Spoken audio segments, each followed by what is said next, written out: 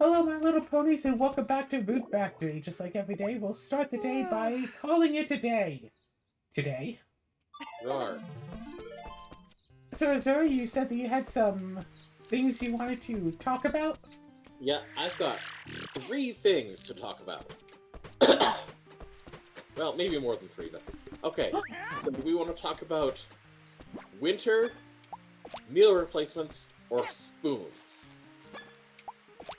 Well, let's talk about spoons, but you got the dirt on spoons? Okay, You well... know, they're not shovels. What are you talking about? Of course they are. They're used to shovel things from the plate into my mouth. Anyways, I'm talking about the other sort of spoons. So, partly out of laziness, partly out of,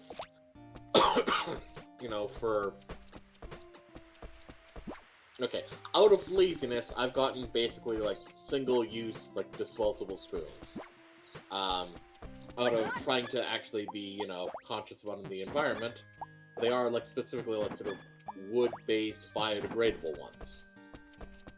And, like, I have, like, the set of cutlery for it. So I got, forks, knives, spoons. I almost never use the knives.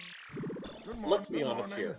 If I'm ever using, cutlery, I'm almost never using a knife unless it's, like, a steak or I'm spreading butter on something. But, Yeah. That's exactly the only things that I use a knife for as well. Yep. Steak and butter. Yes, buttering your steak. Here's the thing. I found, shall we say, a bit of an issue with the spoons. Is that, when they get wet, like when they get basically any moisture at all, they kind of flatten. Like that's the only way I can describe it, is that. So it just makes it okay. One of the only times I'm using spoons, like cereal and soup. So it's like, well, how am I supposed to use it as a spoon if putting it in the liquid makes it flat? Oh my. Oh. Like, it's flat to the point where I can't tell, flipping it upside down, which way is supposed to be the right way up. So it's actually more like a mini pizza thing. Yeah, that is basically what it becomes. It basically becomes one of, like, the pizza paddles. So it's clear that, it's just, that is how they're manufactured, and then they're supposed to be bent, like, as part of the process. But adding moisture unbends them. Morning. Good morning. Welcome. So it's just like, well, that sucks. And the reason I bring it up right now is because I decided to make myself a cup of, like, beef broth, like from beef bouillon. So I'm allowed to have that, occasionally on my current diet. Which I guess brings me to the next part. Now, I realized today something very strange. Like, something that didn't seem strange before, but probably should have. Like, all these meal replacement things, they're all sweet flavors. Like vanilla, chocolate, strawberry, like you would expect for ice cream. Or like a standard milkshake. Which is fine if you're having them, on occasion, or like maybe you'll have one of them daily. But if literally the only thing you're having, if you're actually having them as meal replacements, like for long term, or even like longer term than, once a day sort of thing. Yes. You get kind of sweetened out? A little bit, and I just start to have cravings, for something that are, something, savory or salty, which is why I'm having, this soup, the broth. And it occurs to me, like, why isn't there any, like, savory meal replacements? I'm so full. Like, why isn't there one, like, that's basically just, like, a Huh? you know, a broth soup, you know, with all the vitamins or whatever that are supposed to be in it. Like, I know I'm allowed to have, you know, yeah, like I said, I'm allowed to have a cup of this a day if I want, but it's like, why is that not just a meal option? Or like something I could, like, something I could, like, you have as is, I suppose, or like pour into a cup or a bowl and heat it in the microwave or something. Why doesn't this exist? I'm asking you specifically, because you're Why obviously doesn't the one in broth charge. exist? Sorry, what? Why doesn't broth exist? Huh? Like, why isn't this like an flavor option for meal replacement? It's probably something to do with how they make it. What do you And mean? also probably to do with the sort of people who would have this sort of meal replacement, because typically, because this is protein drinks, isn't it? Some of them are, others are just meal replacement. Like it's not just protein.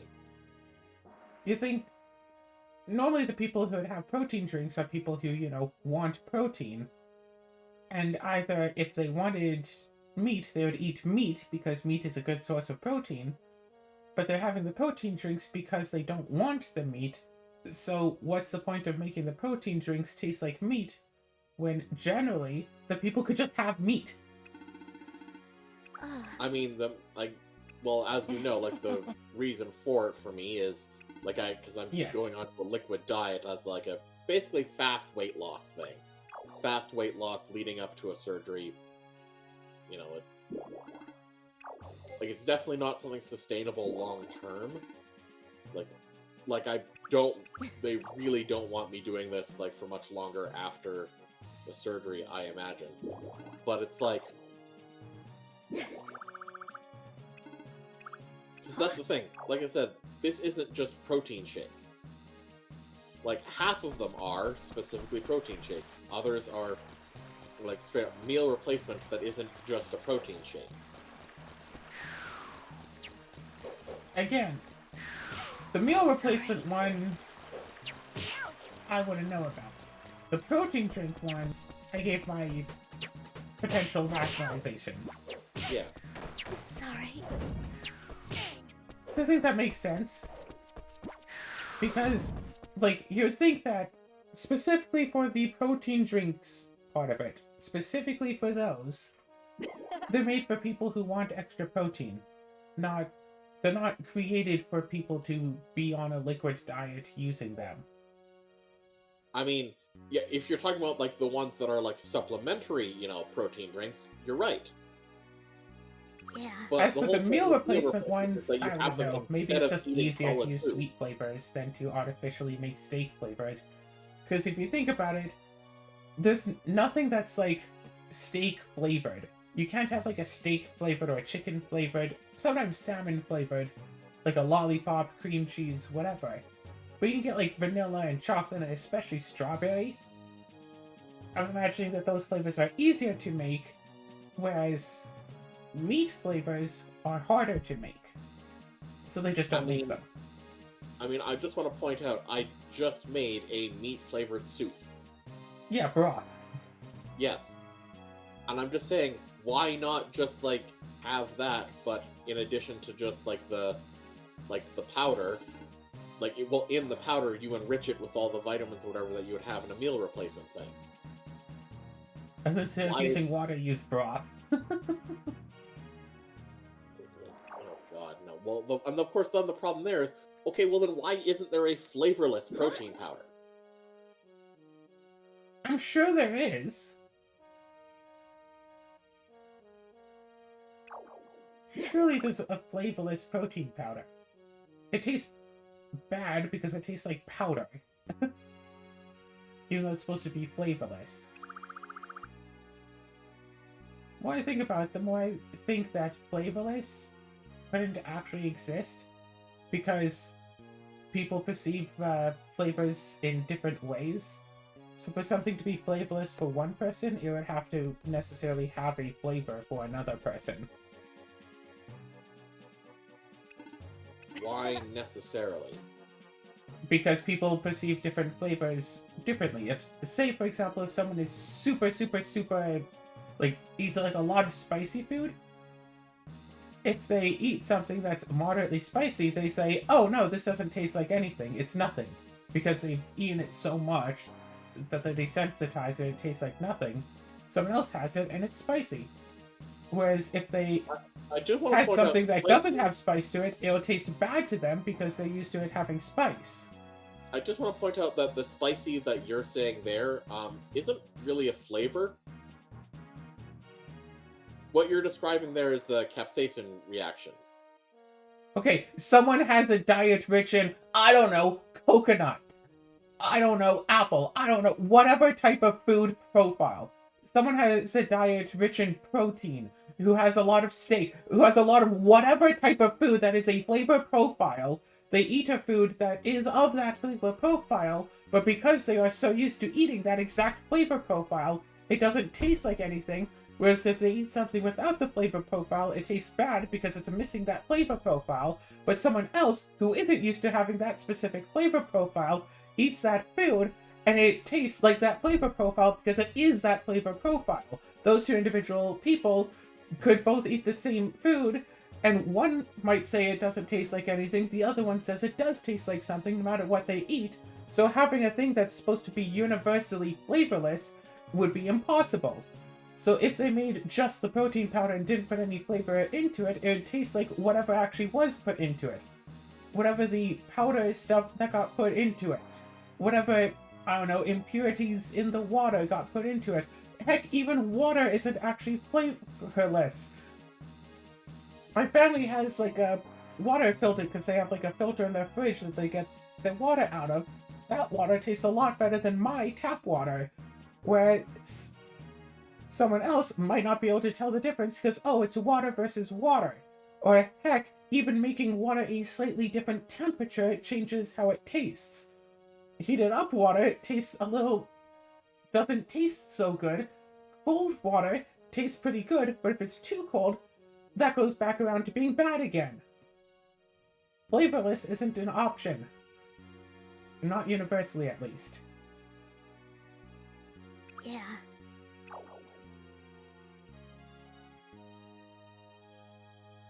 That's what I was trying to say.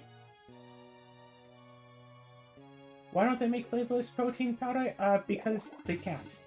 Why don't they make protein powder that doesn't have an artificial flavor? I'm surprised that they don't.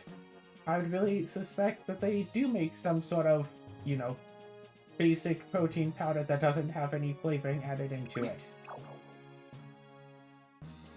And for that matter, why is vanilla considered boring, basic, bland, plain? Oh yeah, just basic vanilla, nothing added to it. When vanilla... Isn't vanilla still, like, the most expensive spice in the world or something? Is it a spice? Most expensive flavoring in the world? I don't know if it's considered a spice, but you're right, it is one of those things that is extremely expensive, yes.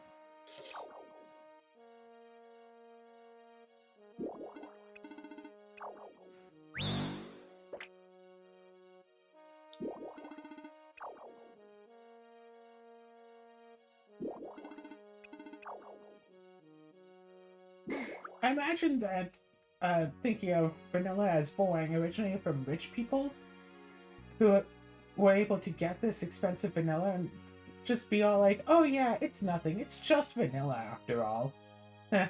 Oh, you think this is something very fancy? Oh, it's only vanilla.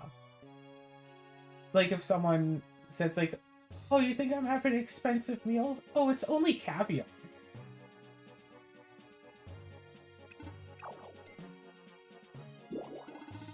Oh, I'm only having a steak.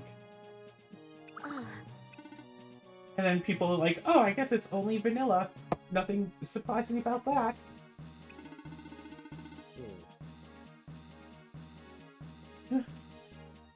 I mean, ultimately, the thing is, I think that it's... I would think it probably straight up originates with ice cream. Yeah, but there's no flavorless ice cream. I mean, I mean, there basically is. It's what happens if you don't add any flavoring to it.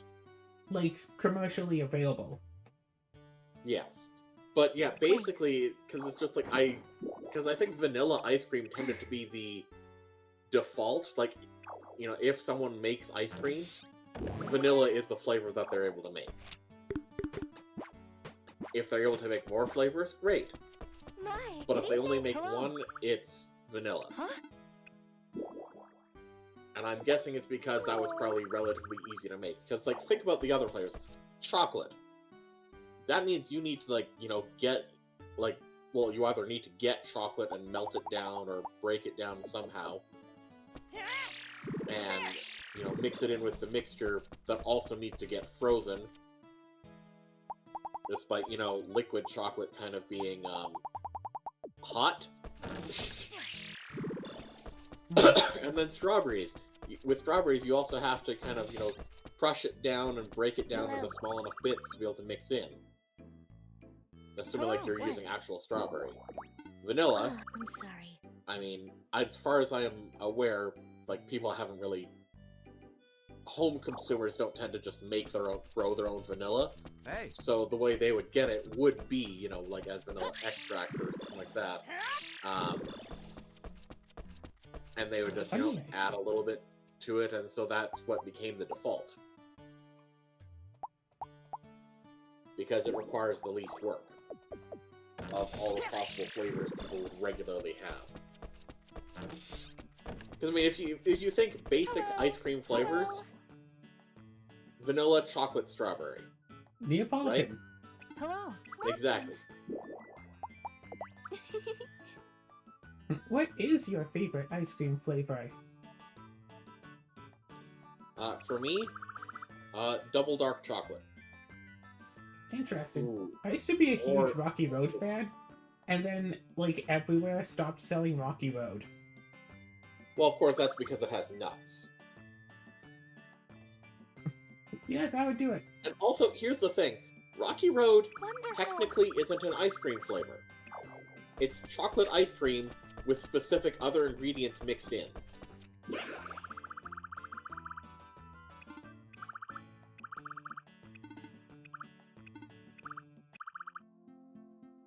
Huh?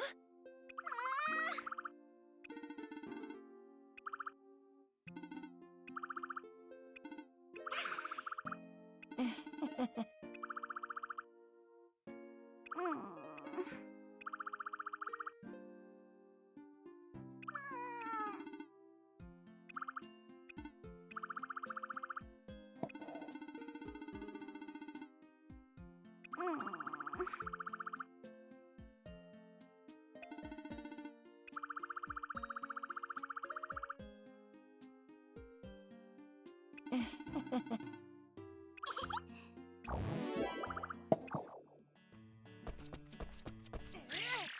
So that was interesting.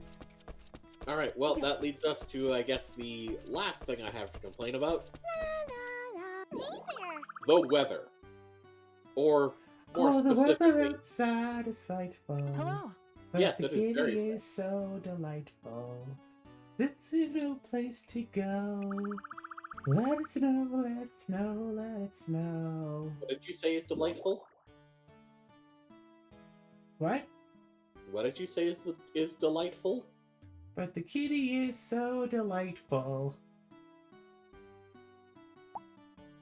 But yeah... Like... It's been... nothing for a while, and then suddenly snow like the last couple of days. And in particular today. Just, my gosh. So much snow. Huh? I am glad that I, you know, have indoor parking, Yes. Hello. Welcome. but I kind of worry what I'm gonna do, because sometime between the start of December and mid-December, somewhere in that region, my grandma's giving me her car. Well, selling me her car for a buck, basically, legally speaking. But anyways. Hey there. Hello. putting aside, what I'm gonna do, I'm obviously not gonna keep both vehicles, but I won't be able to just get rid of one of them immediately. So for at least some amount of time, I have to park both vehicles.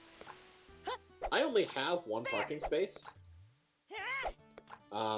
so the other one would have to park on the street. But the street is still covered in snow, and there's just so much snow still coming that it's just like, how is that possibly going to work? Yeah, your dad really picked a bad time to tell your grandma to move out. No, it's not. I mean, the thing is, like, with everything that happened, like, we all agreed that she cannot be able to live on her own anymore. I'm gonna assume that no one in my family is ever going to see your video, so I'm gonna tell something that maybe I probably shouldn't. While I was over at my grandma's, helping her do some last-minute packing on Thursday, and I'll remind you, her move was today. And hopefully it has gone well. Hopefully. She got a call from a moving company, except, and just saying, confirming that, you're moving on this day, we're moving you, and saying that, oh yeah, when we have your deposit from this card number, and they had, like, the address where she's moving from and where she's moving to. This all sounds fine, except it's not the company that she thought she was moving with. And, like, I contacted my dad just in case, did he hire one and she also hired one and they didn't communicate about this? But no, the one he said that was moving her was the same one she was saying. She had no memory of any of this. Oh. It seems that back in late October, she had had calls with them and had given her information like this and accidentally put down a deposit for a move with a second company. Oh, okay. And Not forgot what I about was it. thinking. Okay. She was mostly sure that it was scammers, though Yes. honestly, she's not that great at picking up on when people are actually scamming her. To be But fair, it's I just like, also thought it was scammers. I'm pretty sure it's not.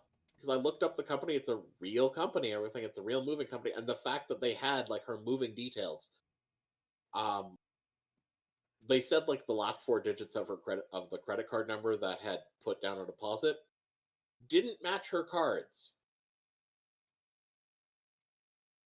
But Wait, she so they... remembered, like, a couple hours later, after, me telling her, like, this is what happened, like, you put down a deposit, but, oh yeah, I changed my card number after that because I thought I was being scammed. So she had done this she had put down a deposit accidentally, changed her card number because she thought she was going to get scammed, completely forgot about it until it suddenly came up. Like, let me just say how thankful I am to that company to actually calling to confirm, because worst case now, because we canceled it, is that okay, Worst case, she it just doesn't needs get her to be deposit detailed on back. the deposit. Whereas if they had actually shown up to do the move, Grandma probably would have been on the hook for paying for a second, moving company, because they showed up because they thought they had a job. So I'm very thankful to them for calling to confirm. Oh, yeah. To be fair, if they had just showed up and didn't call to confirm, you could get them on the hook being all like, oh, really? You had an appointment with an elderly woman and didn't think to confirm it with her? Really? And you thought that you were just going to get some easy money that way? You didn't even want to confirm to make sure that this elderly woman gave you the right, time, date, and address? Really?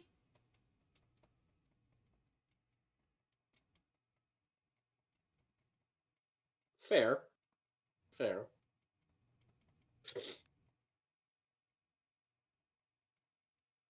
Heck, I've had times where I've booked an appointment for something for the next day, like call into the dentistry clinic and, oh hey, we have an opening tomorrow. You want to come by tomorrow? I'm like, heck yeah, I'll come by tomorrow. And then like 20 minutes after the phone call, I get a text reminder, hey, you have an appointment with us tomorrow. It's like, yeah, thanks. I was just on the phone with you. Thanks, Miracle. Fair, fair. Yeah, it's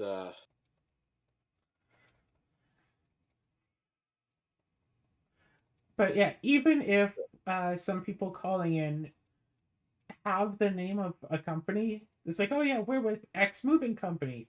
It could still be a scam, and they're just saying that they're from a reputable company, so you think it's not a scam.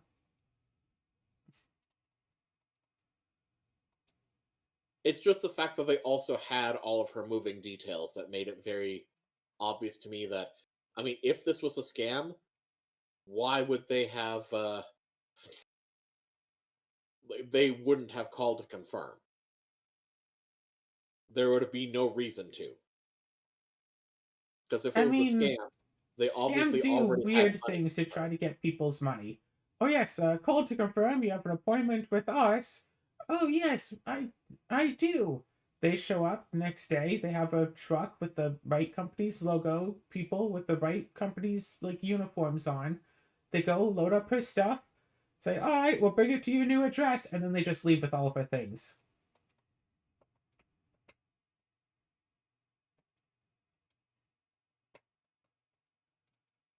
Like I've heard of a scam where someone calls you and they act like just some regular old person who got the wrong number. But their goal is to try to get you to say yes to something, anything. It's like, oh, your name is Azura. Yes. Oh, okay, my bad then. Then they hang up and you think, oh, it's just a wrong number. And then you get charged for some whatever thing because they signed you up for their service. And when you go to try to cancel it, they say, "Oh, well, this is your voice on record." It's like, "Are you sure you want to pay $1,000 a month for so and so?" Yes. I've not heard of that particular scheme before.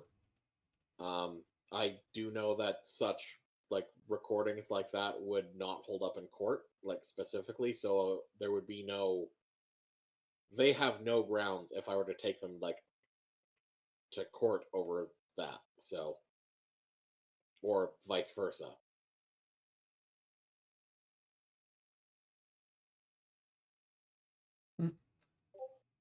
Speaking of weird company moves, I don't think I've mentioned this in episode yet. I got a notification slid under my door a few days ago. Apparently, TELUS has installed high-speed internet in my building, and they want to see if I'll sign up for it. They said representatives will be coming. The note said that representatives will be coming around next week just to talk with all the people they weren't able to talk with. So if someone shows up to my door next week to try to sell me TELUS internet, I'm just gonna be like, it's like, hold on a moment and look up. Because right above my door, there's like a little, like, because the internet is like a hardwired line, but since it wasn't installed when the building was, it's just like a 1 millimeter thick line that goes in like the top edge of the walls, but then it has to like go through the wall to get into my apartment. So there's a little circle thing above my door. Well, of everyone's door who has this internet. It's like, excuse me, do you see that? Yeah, I have your internet. Yeah, I'm with TELUS Internet. It's going well. I don't need a second TELUS Internet line. Thank you very much. Like you'd think that they would have instructed the person sending this out, like, hey, if you see that little like circle thing, they have the internet. Disregard them.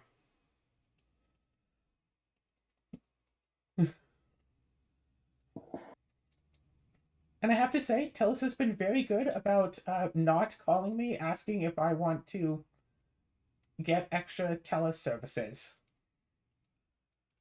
So I still They've remember being a teen and TELUS calling my cell phone on a weekly basis, on a pretty constant basis, because for some reason I thought that my phone was head of household when my dad's was head of household, because again, I was a teen living with my dad. Because I was like, oh, do you want like our internet? Do you want our television? And my dad had to keep telling them, it's like, put us on the do not call list. We do not want your internet. We do not want your television. We just want the phone line. Like, if there are any special deals going on, you can send me an email. Stop calling. And also, stop calling this number. I have kind of the inverse problem because I have TELUS internet, and they keep calling to try to get me to get like the TV package or phone. Just like, Yeah.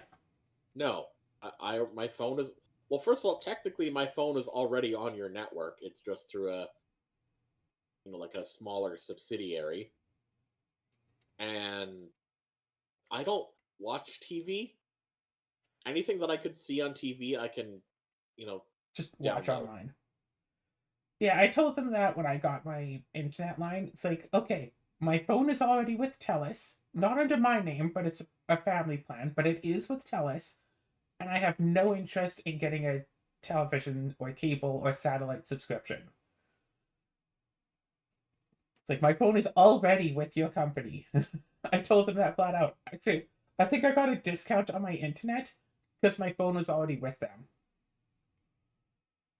Like, hey, flat out, like, it was one of those like things that they gave me to like sign up. Like, oh hey, if you already have a phone plan with us, you get, I don't know, $15 a month off or something like that. It's like, yeah, I have my phone through TELUS, but it's not under my name. Is that okay? It's like, oh yeah, yeah, as long as it's with us. They didn't even like try to confirm it or anything, as far as I know. It's like, oh well, who is like the owner of the plan? Blah blah. It's like, oh, they just took my word for it, which was very convenient. Like, oh yeah, we understand.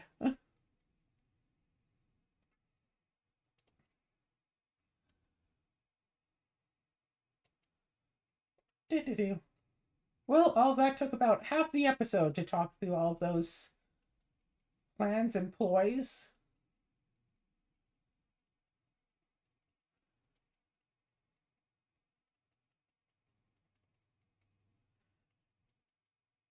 Oh, right. Apparently we got a fourth for Frosthaven now, Oh, so that's cool. congratulations. Frosthaven really has some neat things. You can unlock new character classes in the weirdest of ways. We upgrade the town a little, boom, here's another class. Gloomhaven had it very convenient. You retire one, you retire your character, you get a new class, right as soon as, that person wants to play a different class, and so boom, here's a new class that they can play as. You retire that one, here's another new one. Generally speaking. Mhm. Frosthaven is very interesting. Retiring a class almost never gives you a new class to play, but as long as you're not like adamant, like specifically aiming to not get new classes, by the time someone's ready for retirement, there should be a new class for them to play.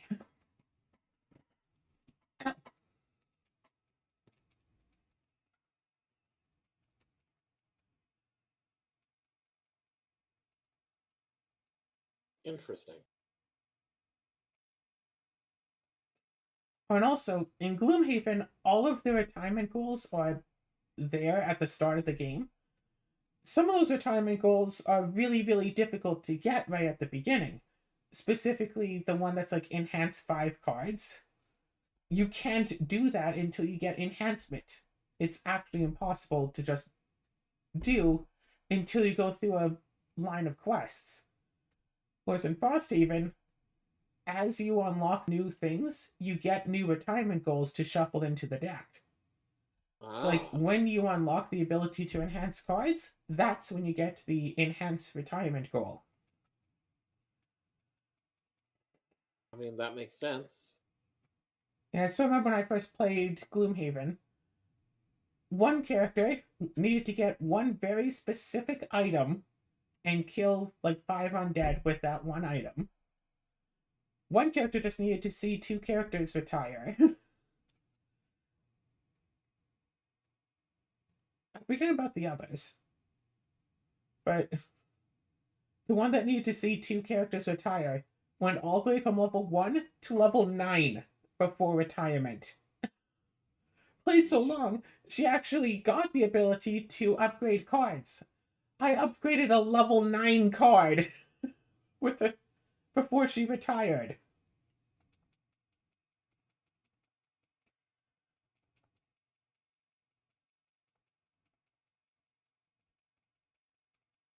Also, upgrading or enhancing cards in Gloomhaven is a lot more versatile than it is in Frosthaven. Because in Gloomhaven, you can just put whatever sticker on whatever thing. I think that the level 9 card in question basically affects every enemy in the room. Was it target a spot within like range 3, and all enemies within range 4 of it get pulled towards that spot. So I put a disarm sticker on there as well. So every enemy in the room just gets disarmed. Because I could just do that. But in Frosthaven, it's like, okay, on these like upgrade slots, you can only put like a +1 sticker. But on these ones, you put a +1 or anything that's beneficial, and on these ones, you put a +1 or anything that's a negative.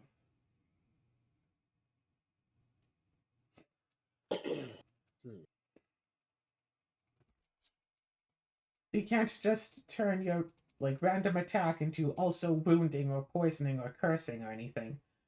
It would just have to be a +1 to it.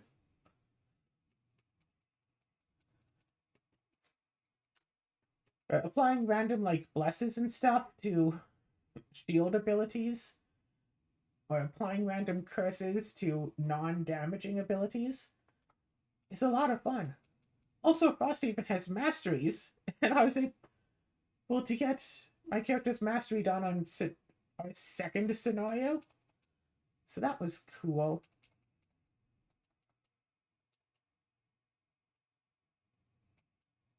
Masteries are each class has 2 masteries it can do. They're supposed to be like really challenging things. Like to you have to basically plan the character and sometimes get certain items and just really work the whole scenario into getting the mastery, but it gives you an entire perk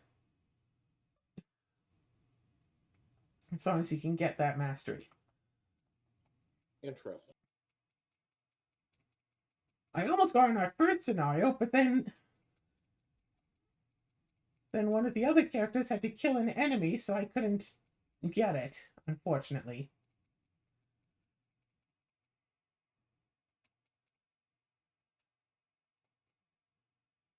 So,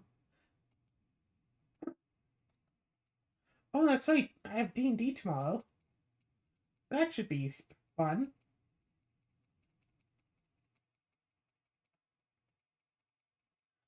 Do-do-do-do.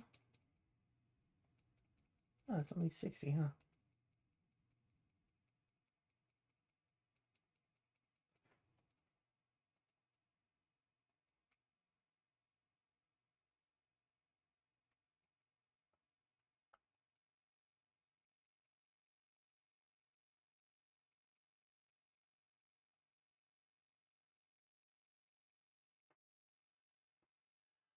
Oh, yeah. Blade Bay Default is a nice and fun game. And I've already started thinking of potential challenge runs to do. I don't know if I'm actually going to do it, because the game is a bit of a long game. But it's nice to at least just think about the challenge runs.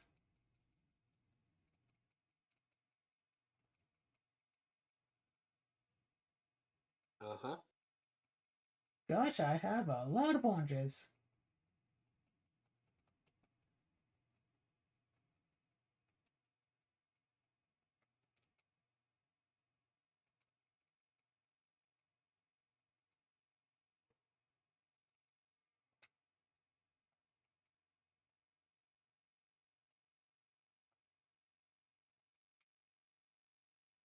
Do-do-do-do.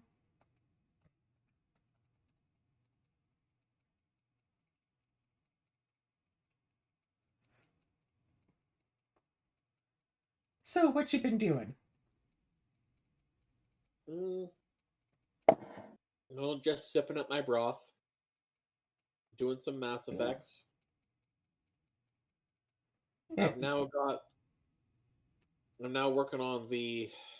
Well, it's kind of supposed to be like one of the most important DLCs of Mass Effect 2. However, I phrase it like that because it's. Let's just put it this way: it's content that, because of how important it's made, basically for the plot of the start of Mass Effect 3, should have just been part of the base game, but wasn't. It also wasn't executed that well, and it was very clear that it was kind of done rather last minute because they didn't even bring back all the voice actors that are supposed to have a speaking role in it. So a couple of instances where you see the character, they just stay silent for no reason. So I've installed a mod to actually, give them back a voice line with the audio of it like put together, like cropped together from From previous what voice lines that they've already done. yeah, voice lines like from throughout the games. So it's just like So, it's a mod that basically Mr. Potato Heads them. kind of, because it's just like because instead of the character, like in a different part where you don't see them, but a spot where in any other circumstance they would be the one speaking, they just have some generic NPC there. So it's just like, why?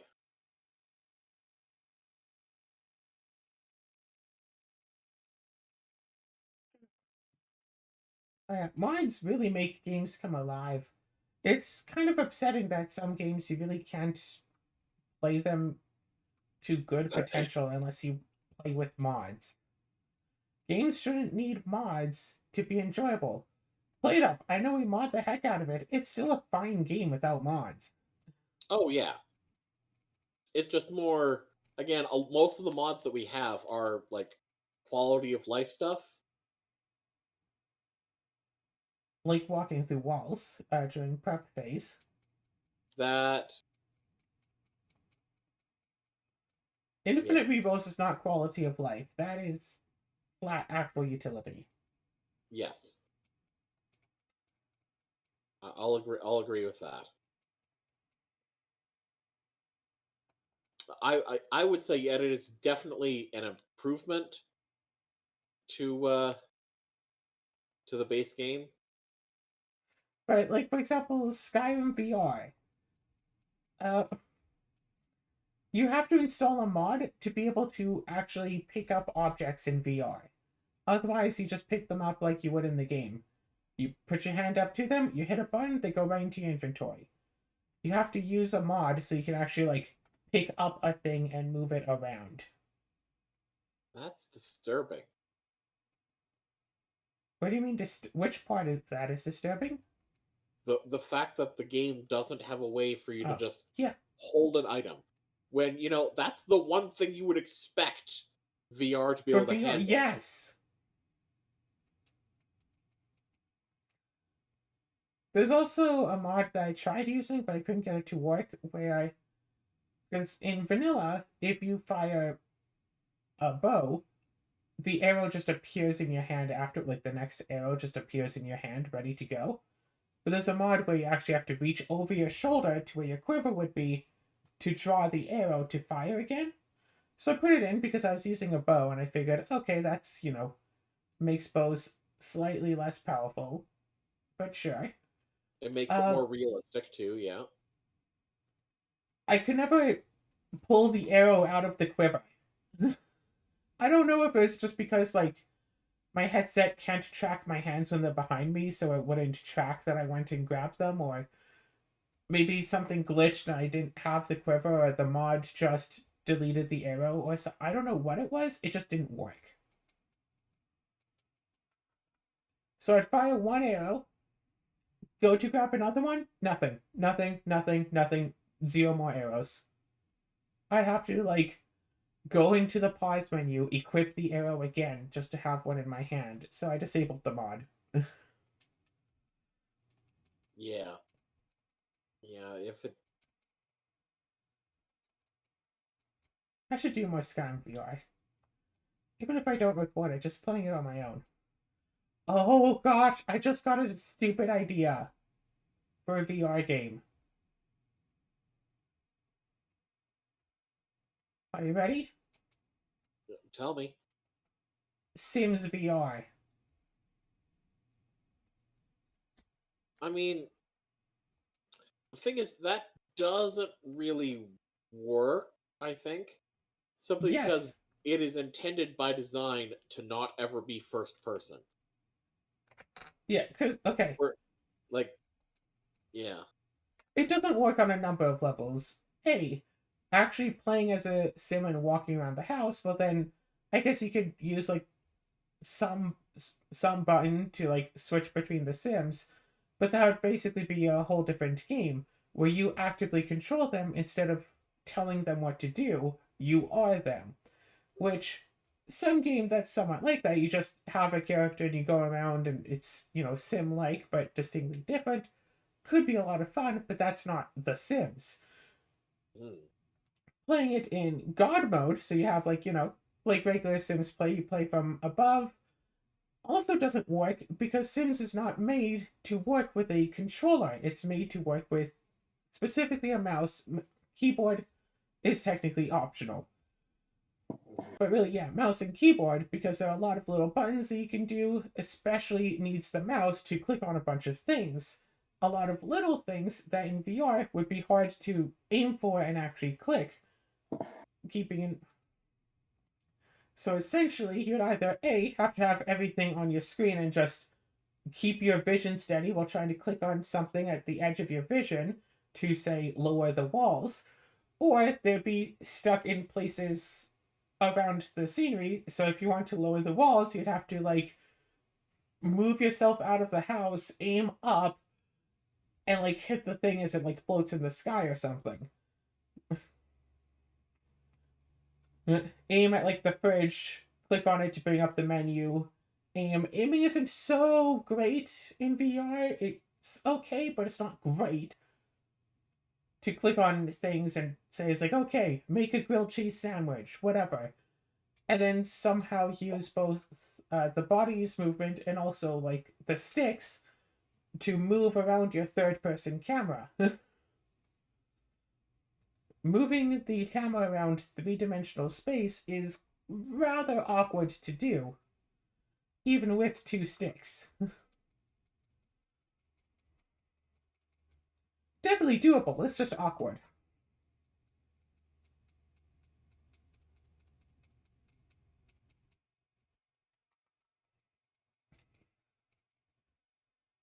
Although, since I've already mentioned it, a Sims like game where you just, make a character and then control them as they go about like day to day life with no ultimate goal other than just raising your stats and getting good at jobs and stuff could be nice. But at that point, why not just do that in real life? Yeah, I know, because it's so much easier to do in a video game, which people who don't play video games never seem to understand. Oh, why do you like it doing, like, you know, house repair stuff or house cleaning games in a video game, but not in real life? Because in the video game, I could just pull this cleaning tool out of nothingness, touch the window with it, and the window is clean. Whereas in real life, I have to get the rag, put it in the cleaning solution, rub the window. Well, now the window is even more dirty than it was before, somehow. Wait 15 minutes for it to dry, notice I missed half of it somehow, clean it again, and then somehow the first half is now dirty.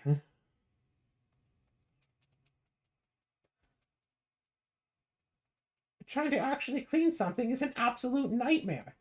But in a video game, it's just done. And when you clean stuff in a video game, it actually looks clean.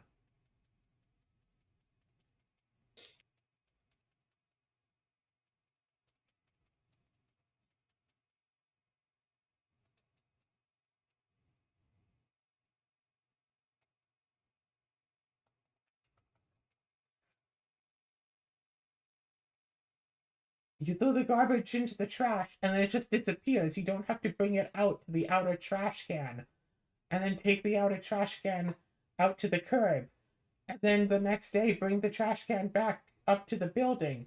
And so, no, it's just gone. It's just gone. You put the trash in the trash, and it's just gone, disappeared, gone, and you don't have to think about it anymore.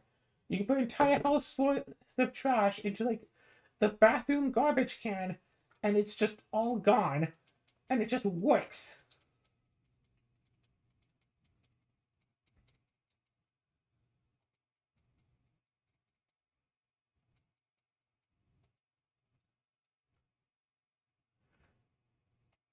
I had a bit of a talk with about stuff last night, like in The Sims, the books. The Sims spends, I mean, once you're good at it, maybe what, 6 hours writing a book, and then they can sell it and get hundreds of dollars a day for 6 hours of work. How long do those books get royalties for? Like a week or two, whatever. So you can get a few $1,000s for 6 hours of books. Huh. Once you get it, at first it's like you'd be lucky to get $100 for a book, and it might take like 12 hours. So that's worse than just working at a normal job. But then eventually, 6 hours of work for a few $1,000s is better than any job that I could get. Oh god, I want to see if there's a mod for The Sims so we could just have a streamer as a job. That could be funny. But yeah, if it was that possible and that easy to make money from writing, heck yeah, I'd just be writing stories left, right, and center about anything and everything all the time. I wouldn't be doing this YouTube stuff. I'd have just been writing books since I found out about this. Since the age of 15 or so. Just spend some time, write a book, and publish. Write book, publish. Write book, publish it. Over and over and over again. And I'd be absolutely rolling in money.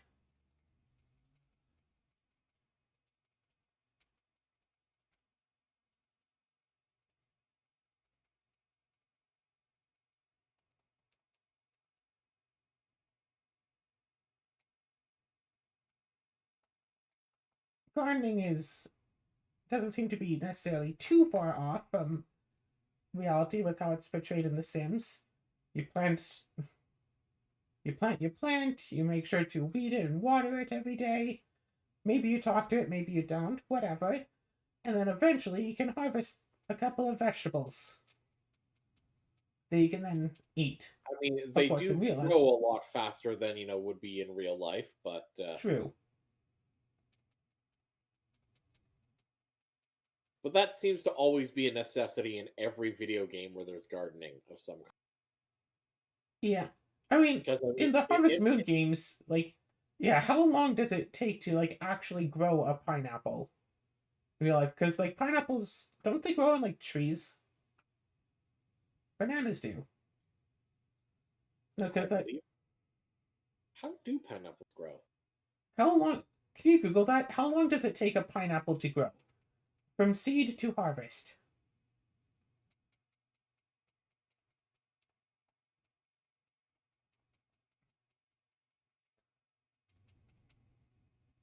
So are you asking Google or are you telling me No, to I'm Google? asking you to Google it.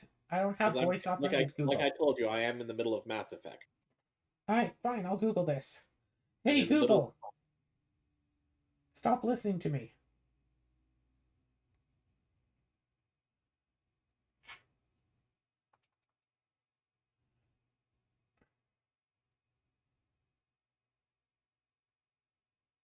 How long does it take to grow A? The first result is beard. The second result is pineapple. That's a little bit creepy. Da, da, da. Okay, apple can take 18 months to 3 years. A pineapple. Definitely pineapple.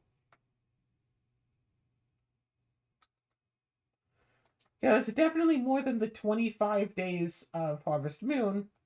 And I was here to give some lenience because in Harvest Moon, one entire season is 30 days.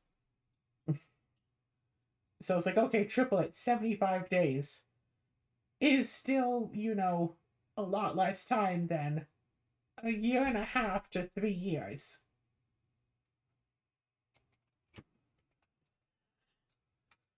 So I think it could be nice if we had our own place to have a little garden out back. Get ourselves some pineapples? potatoes, maybe some strawberries. Grow some pineapples. I don't think pineapples can grow in Edmonton. No? Not unless we got ourselves a greenhouse as well. Or you know how some houses have like a sunroom? Instead of a regular sunroom, it's a greenhouse. Just like attached to the regular house. Sunroom could be really nice, especially like in the wintertime. You just go out there and kind of lounge. You still get some sun, but it's not freezing cold. My grandparents used to have a sunroom. And it was always warmer than the rest of the house by a fair margin. During the summer, my cousins and I would rush through the sunroom to get outside where it was colder.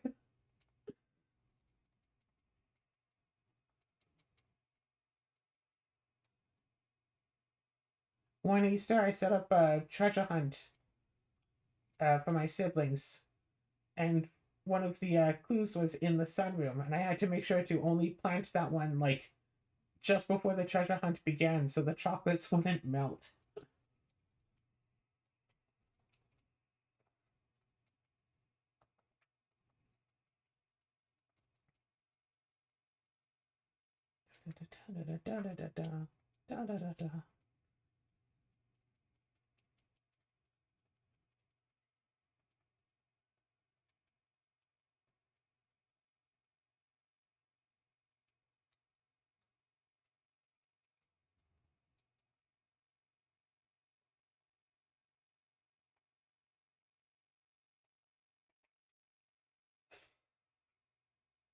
I remember the time my cousin set up a treasure hunt for myself and another one of my cousins, her brother.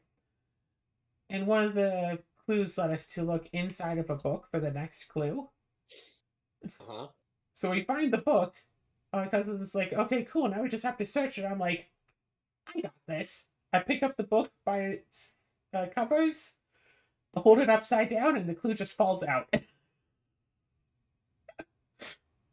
Because it's just like, ugh. And here I was hoping you'd have to spend time going through it page by page to find the clue. It's like, yeah, if you wanted that, you should have taped it in.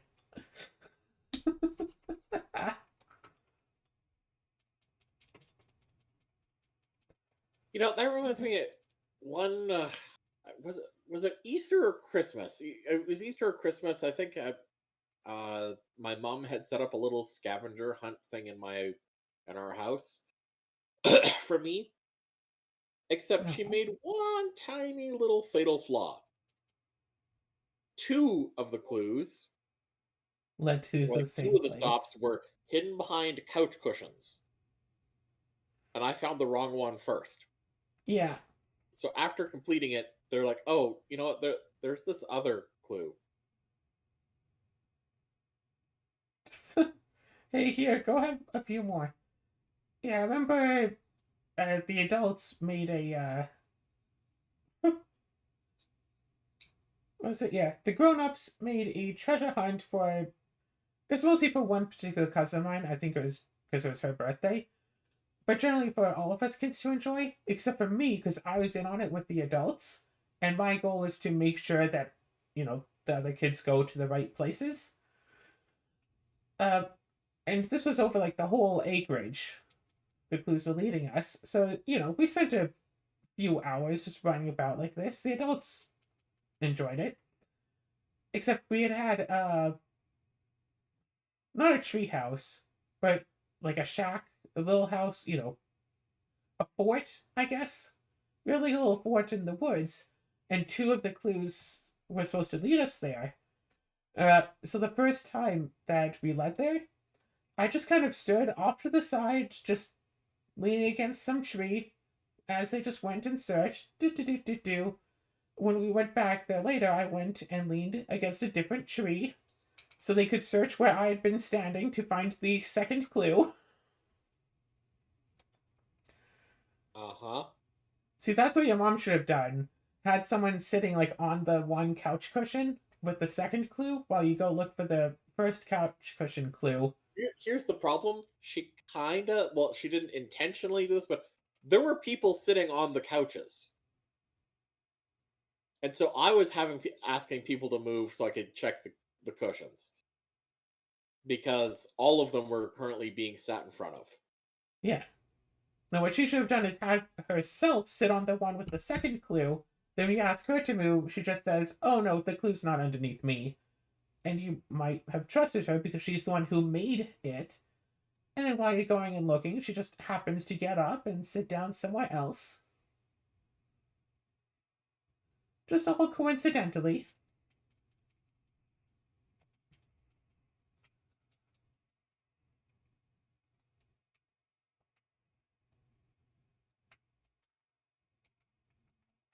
Gosh, I'd love to set up another treasure hunt again. Or one Christmas, uh, my grandparents and aunt and uncle, I think mostly my aunt and uncle, set up a treasure hunt at my grandparents' place. Same property. They did a lot of treasure hunts there for my cousin. And every clue, led to another clue and also a PlayStation 3 game.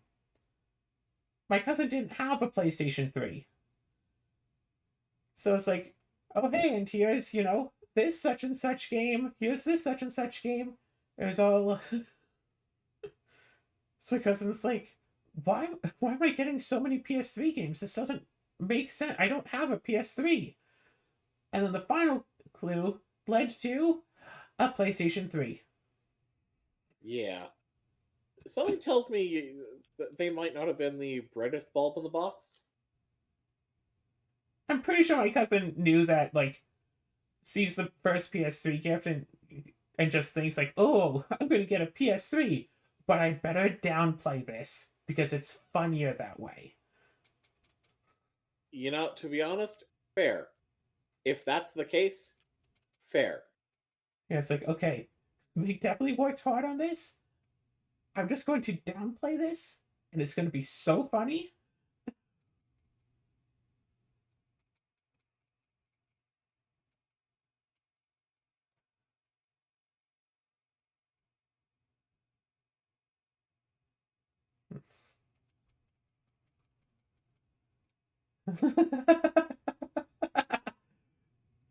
Christmas time.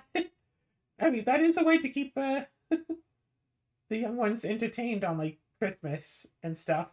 Have them get their gifts in a treasure hunt. So instead of just. I think it was Easter. Thinking about it, I'm pretty sure it was Easter for me. But yeah. Easter and Christmas. Both good excuses for a nice treasure hunt. But now that my family has the acreage that they have there, or the new property, which I think is, half an acre, quarter acre, something like that. I definitely want to do treasure hunts just on the property. Maybe next year at Easter I'll get to the property and set up a whole treasure hunt there. It could be nice, could be fun. Good idea. Do.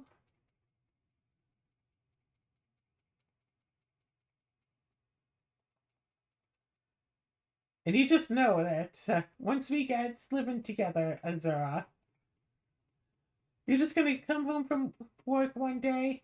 It's gonna be, maybe your birthday, maybe it'll be Easter, whatever. And I'll meet you at the door and I'll give you a note. And just go merrily on my way, watching you as you do an impromptu treasure hunt. You find the next clue, you get a little bit of candy or something, all leading to a PlayStation 3.